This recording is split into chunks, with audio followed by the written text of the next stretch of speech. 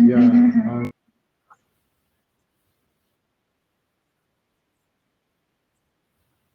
Yep.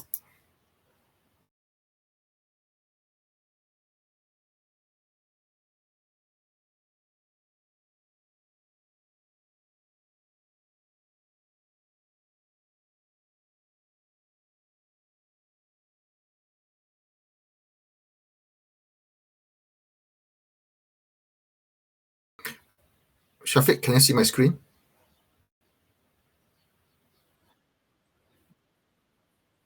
Yep.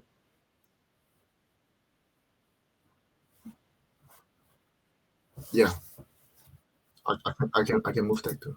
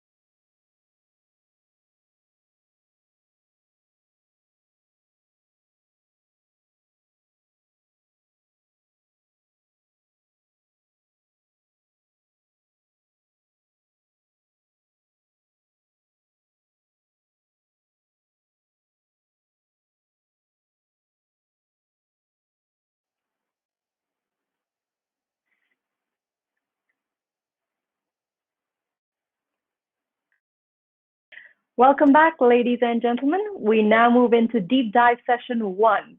sectoral strategies for transitioning to low-carbon cities. Let's now welcome our moderator, who is Yang Berusaha, Dr. Nagulendran, Kangayatkarasu, who is the Deputy Secretary General for Environment with the Ministry of Environment and Water, KASA. Dr. Nagulendran's panelists for the day are Mr. J. Harchan, Technical Director with Integrated Transport Planning, ITP Limited UK, Mr. Abdul Razib bin Dawood, Chief Executive Officer with the Energy Commission, and they're joined by Ms. Melissa Tan, Zero Waste and Sustainability Advocate. Yang Berusaha, handing the panel over to you now. Right. Thank you, Tina. Introduction. Good afternoon. Welcome, everyone, to the deep dive session. Probably one of the most exciting sessions of any seminars, where we try to go deeper into the topic of discussion. And together with us today, we have got a very interesting panelist who is going to help us to look at it and what it means exactly at the implementation level of a low carbon city. As Temina said, we've got three very prominent speakers, and the first on my list today is Mr. Jen Hua Chan, who is the Technical Director, Integrated Transport Planning, ITP, of the United Kingdom. Mr. Jen has over 18 years experience in full cycle of transport projects, from policy and planning to scheme feasibility, appraisal to implementation, operation and monitoring. And between 2010 and 2015, Jay led the preparation of a national land public transport master plan in Malaysia and regional transport master plan for Greater Kuala Lumpur and Penang.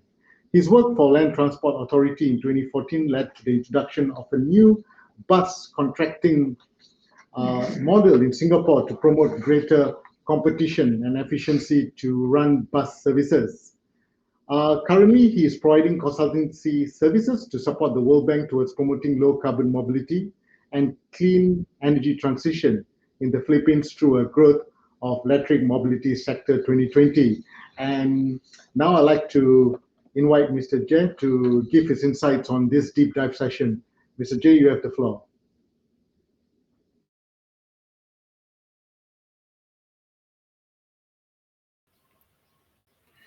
Good afternoon, everyone. My name is Jay. I'm very excited today with my fellow Malaysians to attend this deep section one. So without further ado, I will just go straight. First, I will probably spend your 20 seconds to introduce about ITP. Is a dynamic transport consultancy firm. We have an established international reputation after serving all these lending and donor agencies, including World Bank, ADB, African Development Bank, ERDB. So I think on today, our section will be in 5 sections. First, we are looking at why electric mobility strategies are important for low carbon cities. Second, a high-level review of e-mobility global trends, comparing the policies between countries. Then we were looking at the current situation of the electric mobility policies and strategies in Malaysia. How can we start the development of e-mobility in Malaysia, and providing a case study of how that should do about. Like I say, the first section, we were trying to establish a relationship between low carbon and electric mobility. I think first of all, transportation sector accounts for approximately 1/4 of global CO2 emissions. And for that is, as you can see from my screen here, there are two slides, two figures. The first one, which shows the global CO2 emissions from transportation would grow from current about 12 billion tons to 21 billion tons in 2050, which is about 75% growth. And looking at the contribution of the different modes of transport, road transport is actually accounting for roughly 77% of the overall transportation sectors, and of which 40% of these are from light vehicles. Traditionally, transport is almost exclusively dependent on a single energy source, petroleum. But overall, we have seen more recently is driven by population and economic growth. We really need to consider alternative sources to find a way of reducing the carbon emissions from global transportation sector. In that light, the task of transforming the technologies and systems that move people and goods around would seem imperative, however daunting. And coming back to the Malaysia front, Malaysia government has pledges to reduce GHG emissions intensity of GDP by 45% by 2030. This is relative to 2005. And Malaysia government is also targeting a 31% renewable energy by 2025. What does that mean for Malaysia in that is, one is actually transport is the second fastest growing sector in energy consumption, as you can see from the figure I'm showing over there. It contributing to almost 23% of the GHG emission. And coming back to Malaysia, car ownership and per capita emission is one of the highest in Southeast Asia. It's comparable with developed nations. And in a way, a holistic and integrated approach has been identified. We see Malaysia government has launched a low carbon mobility blueprint today to increase adoption of energy efficient vehicles as a preferred mode of transport, looking at increasing or utilization of public transport, or what they consider as mode shift. And these are all the policies that we are hoping to increase the adoption rate of low carbon initiatives, as well as planning for future infrastructure to minimize unsustainable consumption patterns.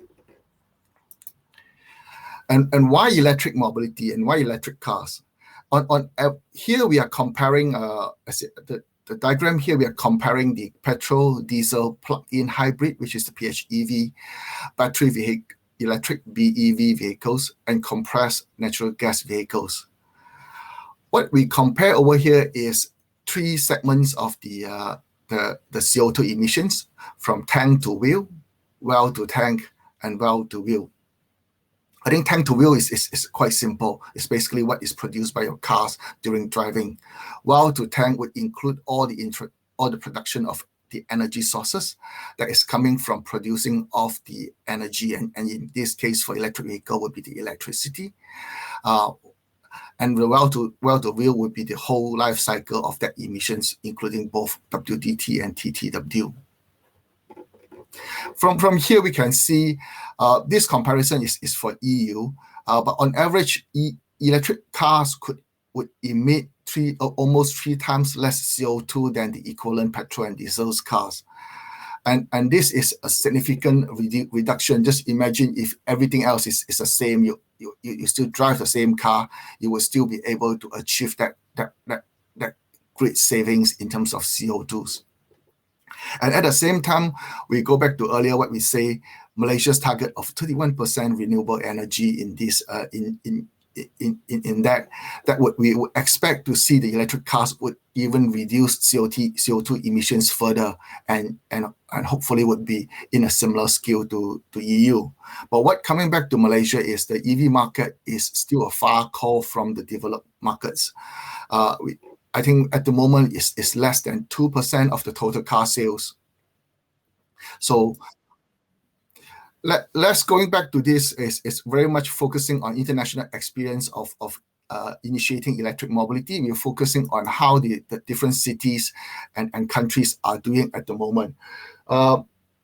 I'm not going into the details of all this, but what is important to see that to give this is actually the different segments of the country experience we need to looking at. What are the size of the local automotive industry?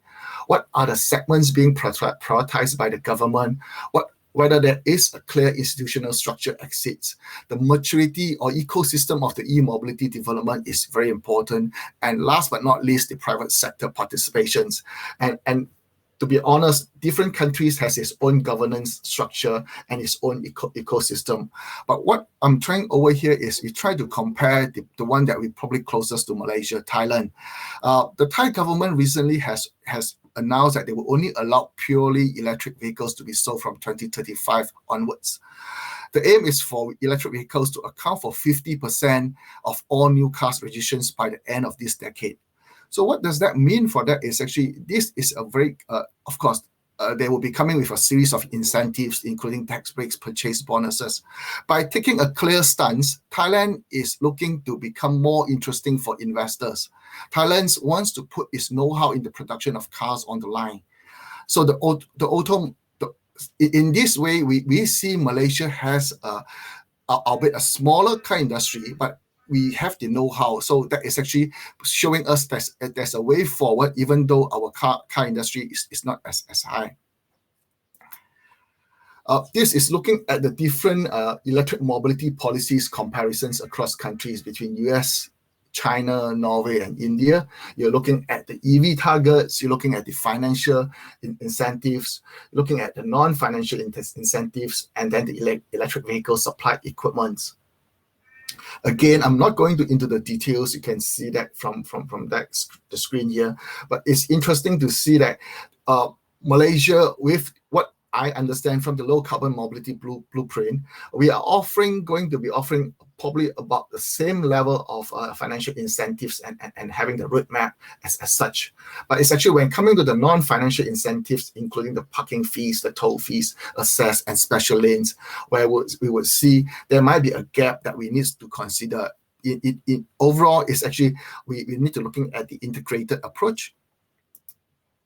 So what has been done in Malaysia is actually looking at the National Transport Policy, the National Automotive Plan. They all including measures to accelerate the implementation of electric mobility initiatives.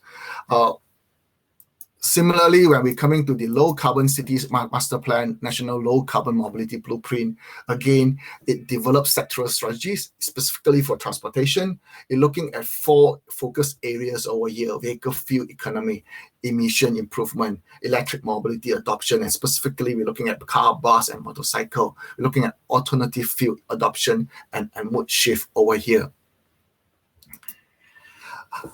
Then next, in this section, we will looking at how can we start developing this electric mobility sector for decarbonizing the transport sector. What are the important set of policies, or where should we start focusing on?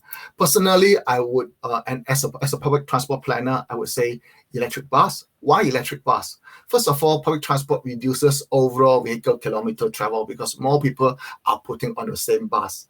And you're looking at the energy consumption per person per kilometer for bus is 3 times less than the private vehicle, as you can see from my diagram here. At the same time, we're also seeing it's easier to adopt EV across bus compared to other segments because government can intervene. The bus operators could if they see the benefits, they could oblige. Next would be looking at the development of electric bus in Malaysia. What has been done so far? I think we have seen not a lot, but so far we have seen some initiatives has been done in Putra, in BRT Sunway, some trials going on, and very excitingly, Iskandar BRT is also considering electric bus as a potential avenue. The low carbon mobility blueprint, probably you have known a bit more now. But one interesting part of that is actually talking about government-led procurement of EV bus fleet, looking at supporting manufacturers of local EV buses and all that. What I also understand that there's an ongoing development of a national electric bus roadmap being conducted by KASA. And this is looking at establishing a roadmap for implementation of 6,000 e-bus. This is actually considered the whole of the bus fleets in Malaysia. This is in line with the National Transport Policy and Low Carbon Mobility Blueprint, the action plan, including the institutional framework, and also the mechanism for implementing this works. How can we start? I'm providing an approach here from a similar study that we are conducting in Philippines at the moment. One is actually looking at doing the assessment, knowing what actually occur in Malaysia currently. So we conduct a study on the global best practices, looking at the policies, the business models, scale ups, and all that. But very, very important is actually on what is happening in Malaysia, the as-is data collection, talking to the stakeholders, what are the supply side and the demand side constraints and opportunity. And then equally important is combine these two into scenarios, modeling, planning, and using evidence-based to provide the policies guidance for the workstream 2, which is I think that has been done already, the roadmap, but also importantly is coming to the city level, the more downstream types of the initiatives and testing. The challenges with e-buses has always been lack of systematic planning. First, because it's high upfront cost for e-buses. There's also high range variations in real life, degradations of battery over years. There's a need for high standby fleet to meet the service level agreements, the charging anomalies and all that. So there is of this that you need the operations and the planning to accommodate for all these anomalies. And that's why we're sort of saying that what can we do? We need to, a systematic approach in this case would be looking at planning for the realities. We need to know what are the spec inputs. We need to know what are the route selection, duty cycle profiling. We're looking at also in terms of the energy consumption, the charging strategy, battery sizing, the chargers, grid sizing. So in short, you need to looking at what we have done consistently as a public transport planning, but apply the charging lens onto it, bringing in the energy part of that in order for us to looking at the total cost ownership assessment, looking at how you can coming back to validate and apply the service level agreements. Hi, Jay. 2 minutes. Yep. Okay. About 2 minutes. Yep. We quickly, that would be a case study of how Shenzhen Bus has done their e-bus development roadmap. In 2007, the city government has started integrating the bus operators into three large bus companies. 2009 issued their new energy vehicle promotion work plan with a target of 4,000 e-bus by 2012. And then they announced of 50% subsidies. And 2011, they start seeing 101, basically a total of 127 e-buses being adopted in 2011. 2012 issued a white paper with a target of 7,200 e-buses in 2015. That reduced to 4,500 subsequently and achieved in 2015. At the moment, they are looking, Shenzhen is actually the largest electric bus operator in the world with 16,000 e-buses. What is interesting on this is actually you can set a target and then you may need to modify your targets accordingly. But what is important to stick to it and try to implement as much as it can. And coming back to this is a very interesting business model for looking at how to promoting the e-bus in Shenzhen. It's actually the e-bus manufacturers is actually separating between the battery and the vehicle. So the vehicle is going to the financial leasing company and continuing from there would be the financial leasing company will lease the buses to the bus company. On the other end, there will be the battery going to the charging facilities operator, and they will be doing the same for the bus companies. There's also an arrangement needs to be made with the electric power company for paying for all these electricity fees and so on. So this is a way of how Shenzhen has been doing that. And I probably would stop here and welcome any questions from there on. Thank you.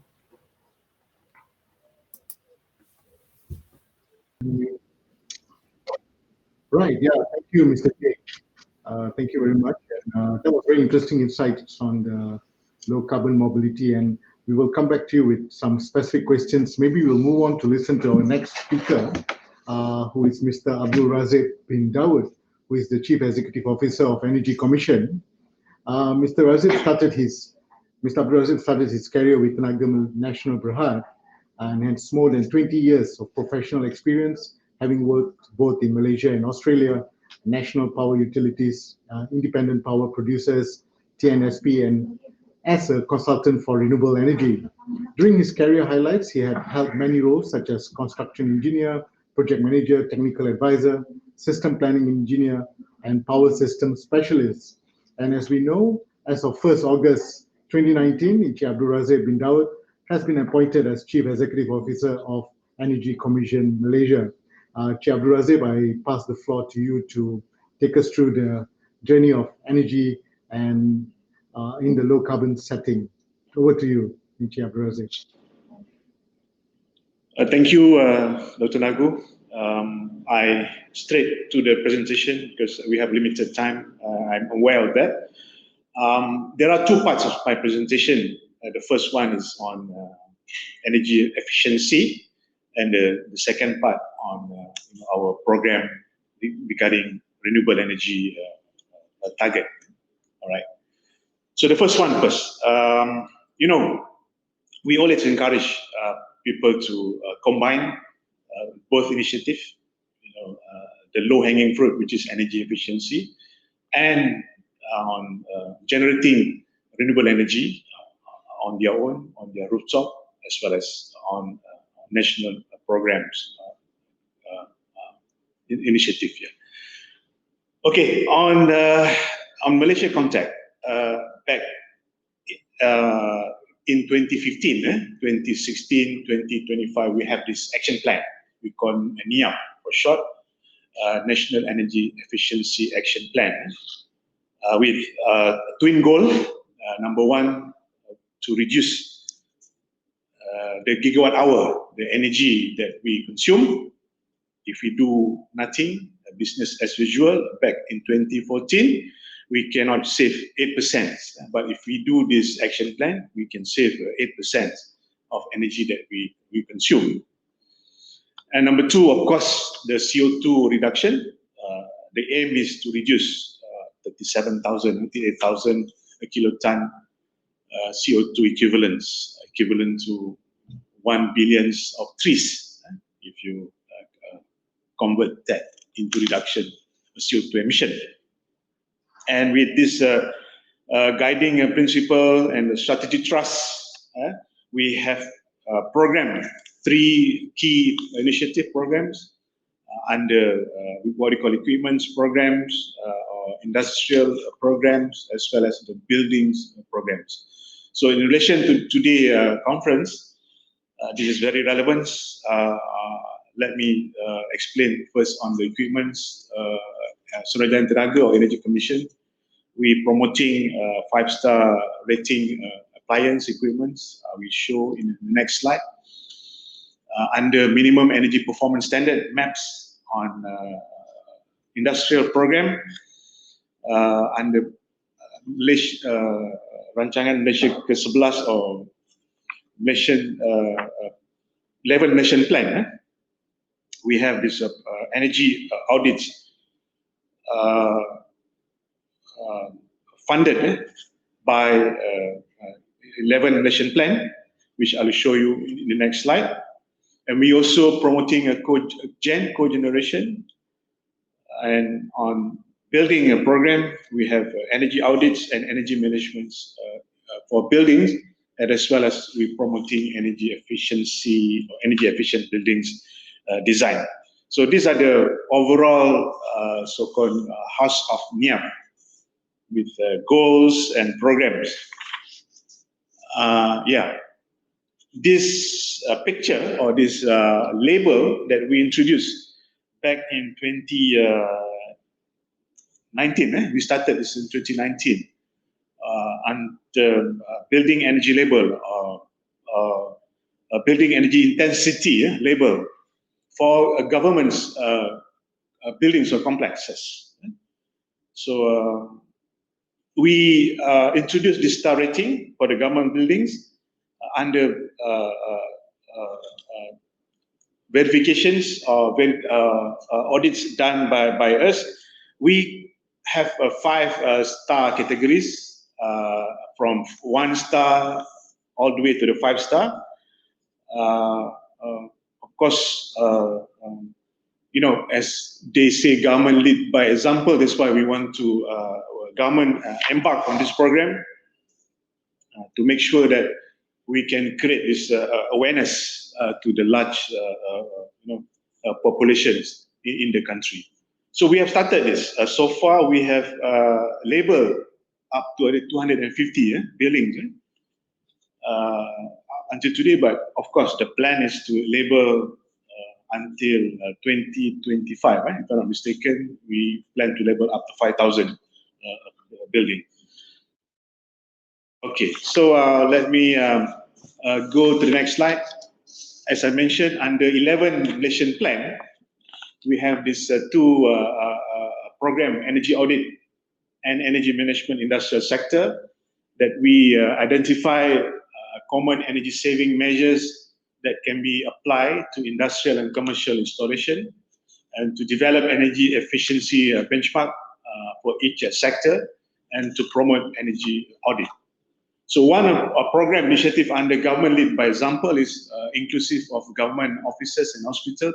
On top of doing audit, we also perform the retrofit, including putting new chillers or LED lighting, energy efficient LED lighting, and so on and so forth.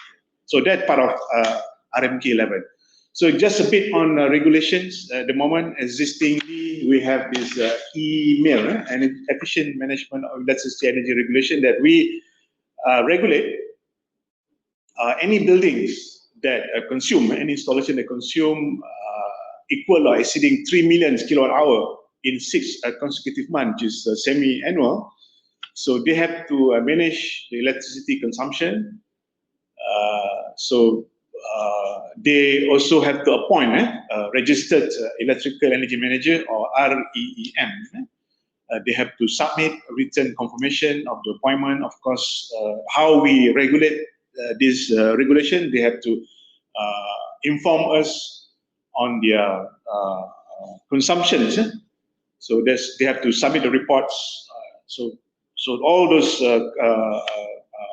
regulation that we impose upon them. So as one of the conditions under this regulation is they have to appoint energy, so-called electrical energy manager or registered electrical manager. As of today, up until June 2021, we have registered around 1,500 REM energy manager. So through our own interview program, or we also outsource to some institutions. They can train and they can also evaluate, and we will issue the registration for this electrical energy manager. So that's part of the program on our email regulations. Of course, let's move on into this minimum energy performance standard. We know that as of today, we have about 6 appliances, domestic appliance, that we issue together with our agent CIREM on this star rating. So the higher the star rating, the more efficient the appliance is. So of course, we promoting this to consumer to purchase, the highest star rating possible. Yeah, of course, we conducted this study. If we progressing based on our plan, we will achieve by 2022 cumulative saving expected about 8,700 gigawatt hours, equivalent to 165 million streets. But we are adding up. We are adding more and more appliance, rice cooker coming up, electric freezer, microwave, cloth dryer, ovens. So in summary, of course, before that summary, so recently the Minister of Energy, he launched this Sustainability Achieved via Energy 2.0 SAFE. This is continuation from SAFE 1.0. The program is an e-rebate program of 200 ringgit for the purchase of energy efficient aircon or refrigerator, limited to this appliance with 4 and 5 star rating. So in the table, the detail of the rebates that consumer can claim. Next slide, please. In summary, we have this NIAP labor bidding intensity labor. We have this audit under 11 Malaysian plan. We have these regulations, energy management, electrical energy regulations, and also equipment suppliers maps. So these are the 3 main program policy regulation initiative in order to reduce energy consumption. Of course, the ultimate is to achieve our lower carbon footprints. Let me quickly go into another topic. Of course, before that, just to share with you, we had this award. This is one of the motivations to the industry. We do conduct this annual award, and then we forward the winners to the ASEAN Energy Award. This was held recently this year. And then on this renewable energy production, or generation, I mean, this is what we have quickly. This is national policy. I think we have progress. Let's just focus on COP21, Paris 2015. We are part of the country that pledged to meet the COP21 pledges. So I can comment on the power sector.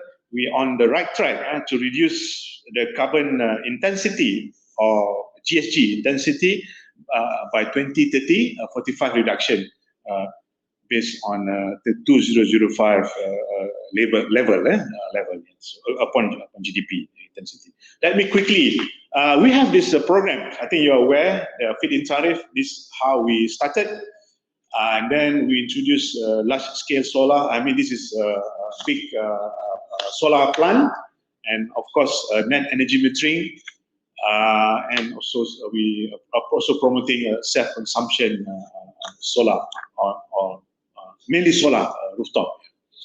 So we have those targets in this every program. Okay, so let me quickly go through what I can update you operationally. As of today, this is distributions of those programs. Every even no single state been left out. So we have FIT installation, large-scale solar installation, also net energy metering installation all over the country. Next slide, please. And I can quickly say this FIT. I think you are fully aware. FIT program is still ongoing. I think at the moment, SEDA are conducting on this mini hydro and biomass and biogas e-bidding. And I think we can go to the next slide. Okay, this is the large-scale solar program. I think recently, not recently, but a few months ago, we announced the award of this 823 megawatts capacity to the large-scale solar bidders, the winners for the bid. So in total, up until today, it's about 2 gigawatt, 2,207 been awarded to the developer of large-scale solar. Of course, we have solar SS guidelines and our annual tender procurement mechanism to procure this capacity. So under NEM, I think recently, at early beginning of this year, governments continue with net energy metering for, I think we have 3 schemes we call NEM Rakyat, NEM Gomen, and NEM Nova. I think NEM Rakyat, I think straightforward. This is continuation from NEM 1.0 and 2.0. NEM Gomen, I think it's exclusive for government's building, and Nova for the rest of the building or for commercial industrial building. So governments have announced the quota, the new quota for this NEM Rakyat, NEM Gomen, and NEM Nova early beginning of this year. Next slide, please. So let me quickly explain what is Nova. Nova is to stand for a net offset virtual aggregation. If one building, if they have an excess of energy that they generated on their roof, they can actually pass upon to their sisters or their subsidiaries buildings. So this is what virtual program. So we have 2 categories of virtual, A and B. The next one you can share with other subsidiaries or the other buildings belong to owned by the company, right? And then next slide, please. Let me self-consumption. This is self-explanatory. Next slide. Yeah, we on track. We are committed. We have a program that we awarded and program that already operationalized. We are committed to achieve the 45% CO2 carbon intensity reduction by 2030. So that's my conclusion on both, energy efficiency program as well as renewable energy program. Thank you. Right. Thank you so much, Mr. Razib, and for sharing your insights on RE and EE. We will come back to you with, I'm sure there'll be a lot of questions. And next, I'll go to our third topic today, low carbon living in cities. I'd like to introduce Ms. Melissa Tan, who is very famous in Malaysia. She's a TV host, model, actress, activist, and advocate for sustainable and zero waste living. You probably have heard to her podcast on many popular platforms as well. Ms. Melissa is a passionate environmental speaker. She produces events such as the Conscious Market and Clothes Swap to engage the public in sustainable living. She's a climate reality leader, trained under Al Gore and became the only Malaysian ambassador of Earth Day. She currently leads Fashion Revolution in Malaysia, the world's largest fashion activism movement. Melissa connects to a wide mainstream audience through her social media and website, creating digital content in sustainable living and fashion, climate action, and other areas of circular economy. She works with numerous organizations and facilitates sustainability programs that promote waste reduction at home and in workplace by collaborating with B Corps and international brands. Melissa, we'd like to hear your views on low carbon living in cities. Over to you. Thanks so much, Mr. Nagu, and thanks so much, everyone, for having me. I'm very happy to share and explore with you how we can enable low carbon living in cities. Now, there are many of us here in Malaysia, about 40,000 strong, who navigate living low carbon in current city conditions. So imagine how much more we can reduce and how even more people can live more sustainably too in a city that is adapted for it. Now, you've already heard from the experts today on the absolutely crucial areas of transportation and energy. So I'm going to be speaking more towards the other 45% of our carbon emissions from the products we use every day. So overall, from this 45% of emission reductions is estimated to be from transforming the way we make and use products by moving to a circular economy. And for individuals and communities, just a quick refresh, by using the 5 Rs of zero waste living, we can adapt our lifestyles to be more circular, keeping resources in circulation and out of landfills or incinerators, and consuming with end of life in mind. Yet our cities are often built for consumption and convenience culture. Consumption is often almost the default, taking the place of community and connection, which of course creates a lot of waste and emissions. So I'm going to be sharing from the perspective of a citizen and a community with a lived experience, sharing some examples of city scale initiatives and strategies I've been inspired by, starting with waste management. Now, Taiwan is renowned for its recycling, bringing a country with virtually no recycling to its claimed 55% average recycling rate now, thanks to its 4-in-1 recycling program, which is a coordinated effort between all parties, citizens, governments, and industries to manage their regulated recyclable waste. Citizens are actively engaged in separating their waste into recyclables, non-recyclables, and organic waste thanks to their pay-as-you-throw model, which requires citizens to purchase government-issued garbage bags that are charged by size. So the more you throw, the more you pay. But recycling and food waste collection is free. Citizens are also personally responsible and accountable for the waste they create because in Taipei City, there are no bins to leave your trash in. Citizens have to physically bring their trash to garbage and recycling trucks that play classical music and drive down the road at a specific time or to specific centralized collection points. So they're very accountable for their waste, or they will face fines. Many public bins are removed to discourage people from dumping in public bins instead, yet Taipei City stays very clean. There's active engagement and education along the way, especially at the point of collection to enable proper sorting.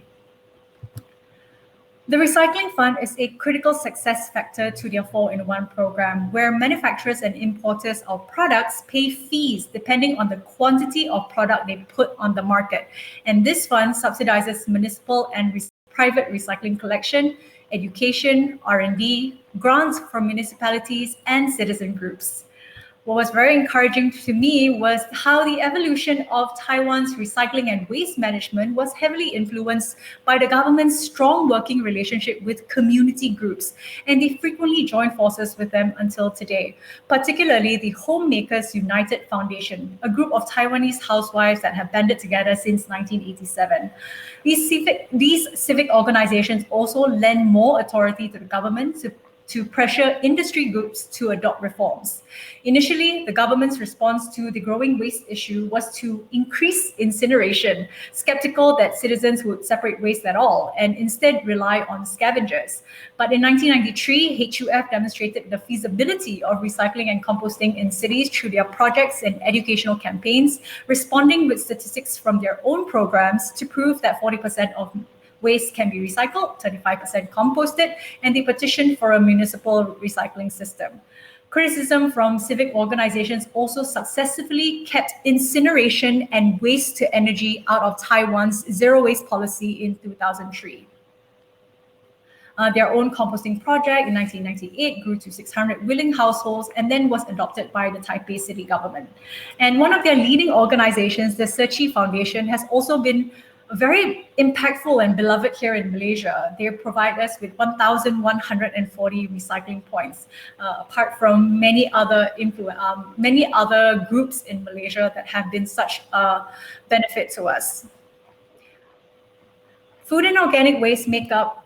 So let's take a look at food and organic waste, which makes up 40% of our landfill here in Malaysia. This is a crucial area where we can cut the release of harmful greenhouse gas emissions, particularly methane.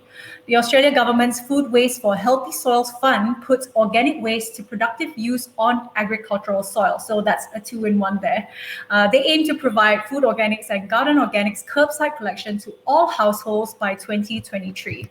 And this diversion target alone not only adds value to the economy, but more importantly, avoids 2 million tons of GHG per year, the equivalent of taking 500,000 cars off the road. I'm going to focus in on the city of Boroondara, which really intrigues me because of the way that they structure their waste management, which really motivates good behavior. It flips the switch by making waste reduction the default mode, by changing up the frequency of their collection to reflect how waste segregation is prioritized. Food waste and recycling is collected curbside once a week, and this is a free collection. You can also request for bigger bins, and every household is automatically opted in, while landfill collection is reduced to once in a fortnight, and this is charged by the size of the bin. And as we know, Australia is very good at warnings and fines. So if contaminated, they back that up with a lot of community education and engagement, and bins will not be collected until the contamination has been rectified.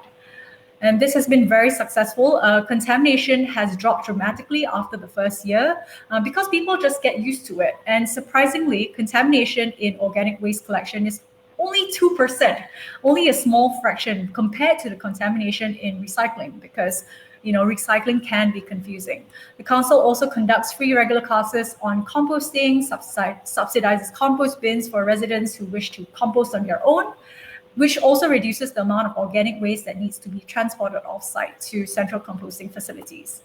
Now, this is a similar system implemented in multiple cities and townships throughout Australia. And just in 2 years, they already have 30% of counties in Australia with food and organic waste collection. Curitiba, Brazil is home of one of the world's first BRTs. They are a pioneer in sustainable cities. And early on, they put a value to waste with their program that incentivizes residents to trade recyclable waste for fresh food, usually sourced by the government from surplus crops from regional farms, bus tokens, and school supplies. And this brought the recycling rate up to 70%, with 90% of residents actively involved. And this was since the 90s. In Surabaya, Indonesia, they employ a community-driven waste management program, which mobilizes through their 9,000 neighborhood associations, leading in education and community building activities. They cut their waste from 2001 to 2017 by 25% sent to landfill. They've also invested heavily in community-run waste banks that pay for segregated recyclables and composting centers. Now let's take a look at how cities encourage the rest of the R's: refuse, reduce, and reuse. Water refill stations have been a mainstay in many major cities, and they are now making a comeback in others to encourage refill and to ditch single-use plastic bottles. I like to focus in on New York City, which is home to more than 3,000 drinking fountains in public spaces and in every building because it is part of their building code. Plastic water bottles might sound like just one small thing, but access to clean drinking water is a basic human right. And in cities, they can really accumulate. Not forgetting that recycling has its own emission footprint, and we should be discouraging unnecessary use of resources upfront.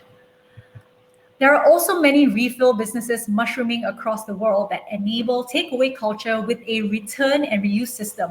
But here are a couple that are receiving support from municipalities or hosted by the city itself, which really increases their reach and credibility. Both of them are on a deposit scheme. They're not branded to any particular store, and they make returning very convenient with its wide coverage. The Freiburg Cup in particular is a source of pride for the city because it is branded to the city, and tourists even take them home as souvenirs. But the ongoing challenge there is how we level the playing field between reusables and disposables, because a lot of places still provide disposables free of charge. There have been several attempts in different countries to introduce levies on disposable takeaways, but it looks like they're mostly still in the proposal stage. But the EU ban that has come into force recently also does not fully address this. Many establishments across the world have started charging though, and it really highlights how this is an untapped source because that just attempts to capture a fraction of the real cost of this waste. This Canberra cafe is since 2004 charged just 20 cents per cup, but has already raised $300,000 for habit restoration. If levies work for plastic bags, they're likely to work for this as well. Where consumption is necessary, here's how cities are facilitating shared consumption, collaborative consumption.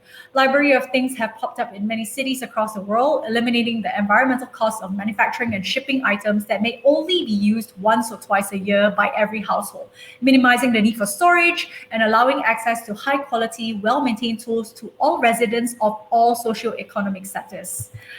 These are some reuse programs by councils and municipalities that also keep unwanted reusable items out of the waste stream and avoids the carbon impact of new purchases.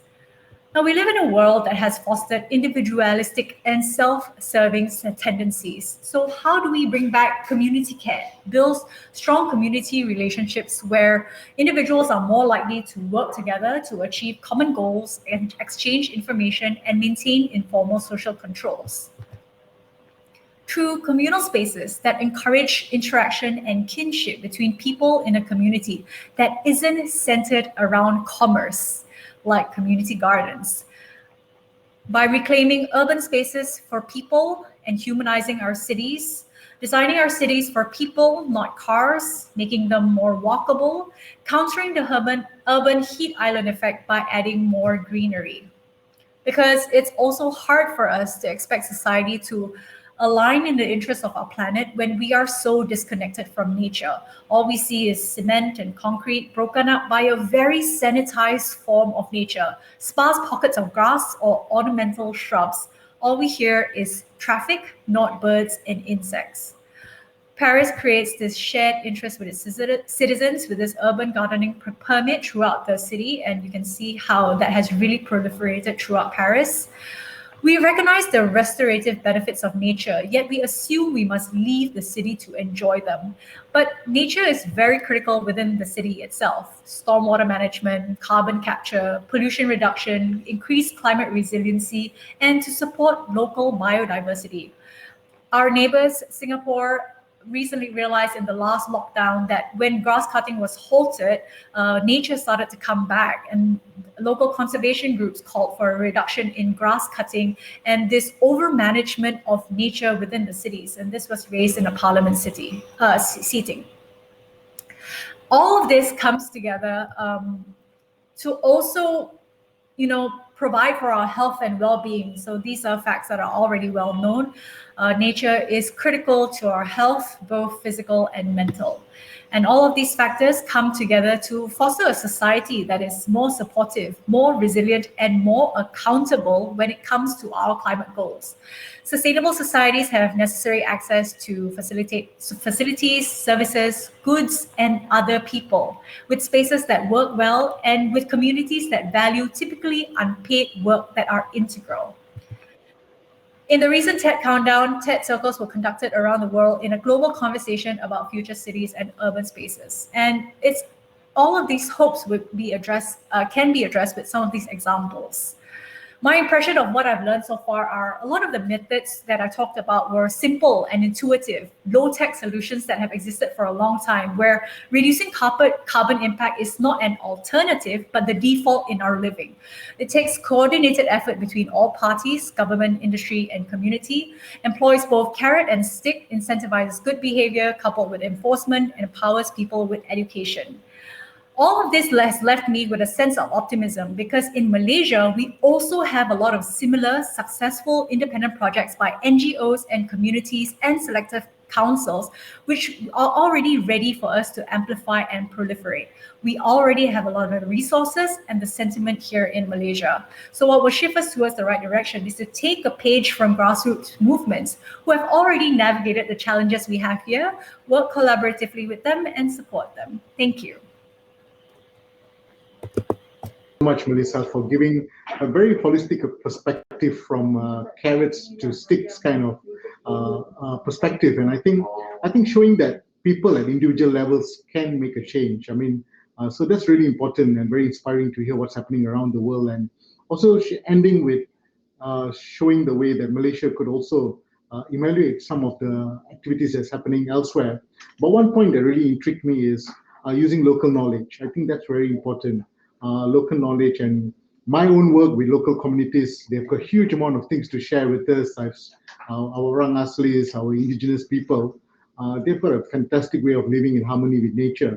And that's something can be mainstreamed further. So I will hold on there because I think questions are coming in, and now we will go to looking at sub questions.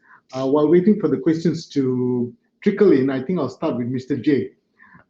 Jay, thank you so much for sharing your experiences and also giving a very deep insight about low carbon mobility. But many people have said in Malaysia, given our fuel price being one of the lowest in the region, and having a local car industry, how do you think Malaysia could navigate through this to introduce EV? Because we have not really heard from Proton nor Perodua on any of their EV plans. Maybe some insights from you, Jay, if you can. All right. Thank you, Dr. Nagu. Interestingly, Dr. Nagu, you mentioned this because I also recently read an article from Protons. It's saying that they are looking at the EV industry, but they are looking at what government policy direction are going in, because all these are really if you remember how the national cars being promoted earlier on, we can promote the low carbon mobilities. It's actually the direction of the government.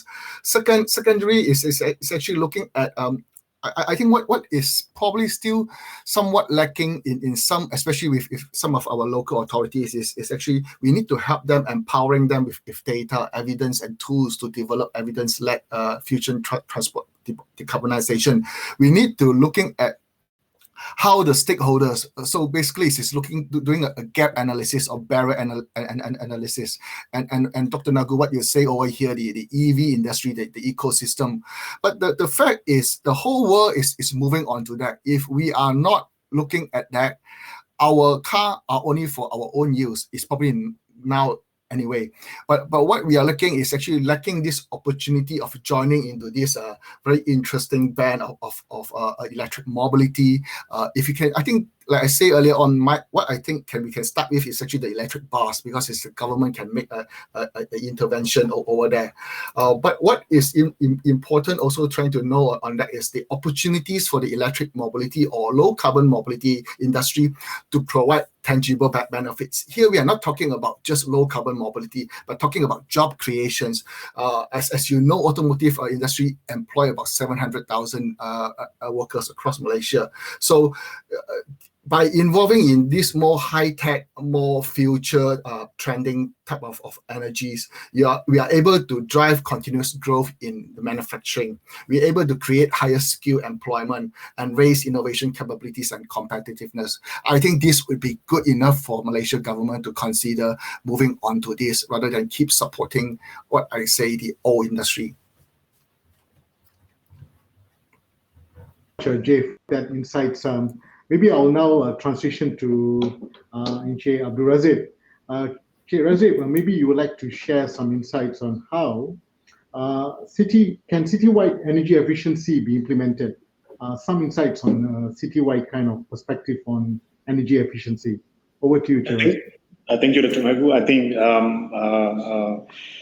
as I mentioned in my presentation, you have to couple energy efficiency with renewable energy generation.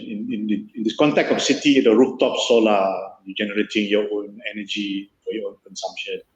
And in excess, you can actually export to the grid. But look around your house first. As you mentioned, all of us have our own, each one of us have our own roles. Look at around our appliances that we use. As I mentioned, we have this MAPS, minimum energy performance standard rating.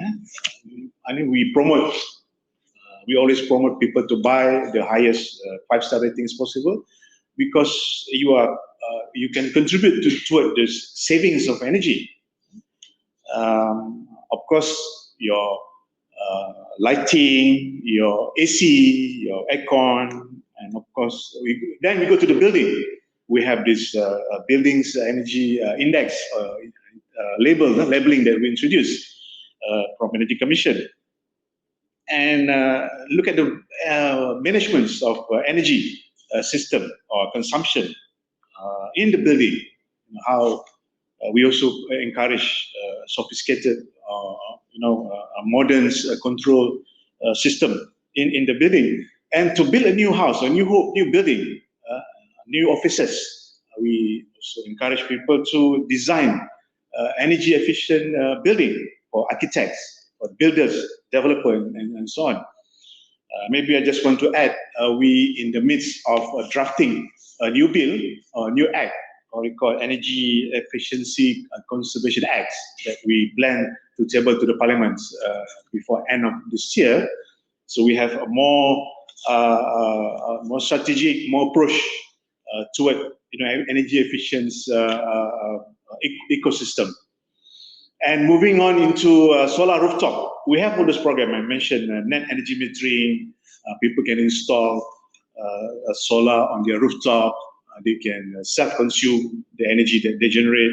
They can also export to the grid in excess of the energy that they generate. So they partly contribute to our end goal. Our end goal is to meet the Paris Accord by 2030, 45 reduction CO2 intensity. So there are so many things that the city, together with the city folks, city dwellers, the town planners, the owners of the building, can work together, can go together toward achieving a low carbon city.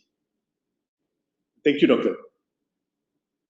Thank you very much, Sheikh Abdul Razif, for that very depth explanation about energy efficiency at citywide.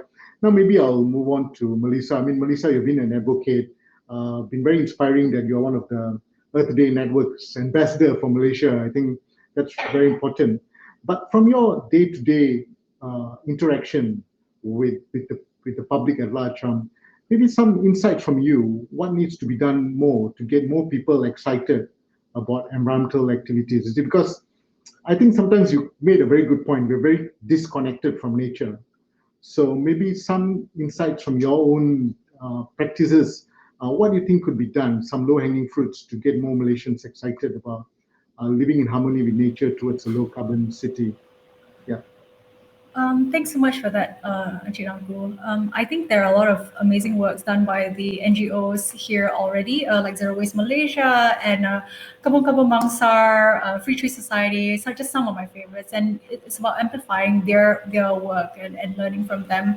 A lot of it is counterintuitive, just because when we see, like, whatever I've just described in the slides, we don't see that day to day here in Malaysia. And it is actually quite a MacGyver situation for a lot of us who are living low carbon and low waste. We're actively navigating the situation every day to be able to stick to low carbon practices. And this is something that is not something that a lot of people have programmed into their DNA, into their way of living, and it takes effort and time to do that. So how do we adapt our cities to facilitate that, just from doing simple things like, I know Selangor banned plastic bags a while back, but there's so much more to plastic bags, and takeaway is just another thing that we seem to promote consumption culture and in a way that is totally unsustainable, and how do we kind of roll back that instead? That's just some of my thoughts. Thank you. Thank you so much, Melissa. I think sometimes in advocating environmental issues, environment is not everybody's priority, but environment affects everybody's priority. I mean, if the pandemic that we are having now, I mean, is due to our mischief with nature, and it's a huge wake-up call. And people need to understand that, and that's really important. Maybe in the few minutes that I have, can maybe each of you all in 30 seconds say what you all think will be the one thing that we can do towards moving towards a low carbon city, and what you would like to see. I mean, you can say what we can do or what you like to see in 30 seconds. I'll start with Jay. Mr. Jay, you would like to go first? Just a quick one. Although we are talking about electric mobility here, I think I personally want to be very, very much clarify that what I'm suggesting is actually we are not trying to ask people to convert their cars to EV. It should be start looking at shifting to your public transport. I think that should be the first starting point, because I saw a question about complaining EV prices are high, but why would you need to drive a car if you, especially in Klang Valley? I know the troubles with if not having a car and all that, but that could start with making adjustment on that. And of course, government can do a lot more trying to make public transport, and in this sense, electric buses a lot more affordable and useful, easier for people to use. Thank you, Mr. Abdul Razif. Start with ourselves. I mean, although our electricity tariff are one of the cheapest in ASEAN countries, but if you value the environments, I understand the initial capex. People want to replace their maybe old refrigerator to inverter type refrigerator, aircon type inverter type aircon, buying a 5-star rating, which is slightly maybe more expensive. Used to be very, very expensive, now slightly more expensive. But if you look at long-term benefit, the return, that investment that you make, not only economically, but the environmentally, the CO2, the less people consume, so the less we have to generate, the industry have to generate electricity to feed all those consumers. So I think we can start taking long-term benefit, either economically or cost, environment benefit, and so on. If you add those, I think you can see the value if you participate in this government initiative and so on. I think that's my wish. Thank you so much. I mean that's so practical. To be conscious on your buying patterns of energy equipment. And now, Melissa, over to you. I think I'll probably leave off with the thing about sustainability is not about doing more, it's about doing less. And there are a lot of low-hanging fruits right in front of us already. Just simple things like, it's not about recycling more, it's about recycling less, it's about creating less trash upfront. Just by requiring supermarkets to not package everything in plastic, because in a world where everything is overpackaged, it's very difficult for people to even be expected to try and navigate that situation. So just removing that element, which cuts a lot of costs for everyone, both the business, both for the municipalities upfront, I think that's the way to go. Thank you so much, Melissa. I think we are running out of time. It's been really very good. Even I learned a lot from this wonderful panel that we have this evening, Mr. J, Mr. Razib, Melissa. Thank you for sharing different insights. I think it was very, very useful. I think the take-home message, for the views and even for me, is we got to start small. We got to start with ourselves, making conscious decisions when we in our consumption patterns, be a more mindful user. And something that's very important is also to look at this whole thing from a local narrative. It's very, very important looking at grassroots actions, and we can be the change that we want to see as well. I mean, this all sounds a bit cliche, but it's really important to put action in practice, even with small steps. So with that, thank you. And I think Temina will be coming to join us back again. There's going to be a photo session, so we will move transition to that in a bit. Over to the MC. And panelists for shedding light on low carbon cities. Panelists and YBrs, Dr. may I now please request for you all to stay with us for that quick group photo just mentioned. Kindly keep all your cameras turned on, please. I'll be off screen, of course, but I will count you in on 3. All right? Okay, 1, 2, 3.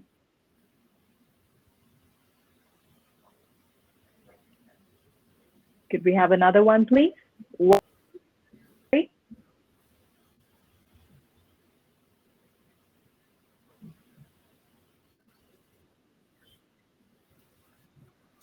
All right. Thank you so much, everyone. Attendees, at this point, may I request for us all to, as with before, now leave this current session. And once you're back at the timeline browser page, please click on Deep Dive Session 2 to join the next session with me, and it should already be open right about now.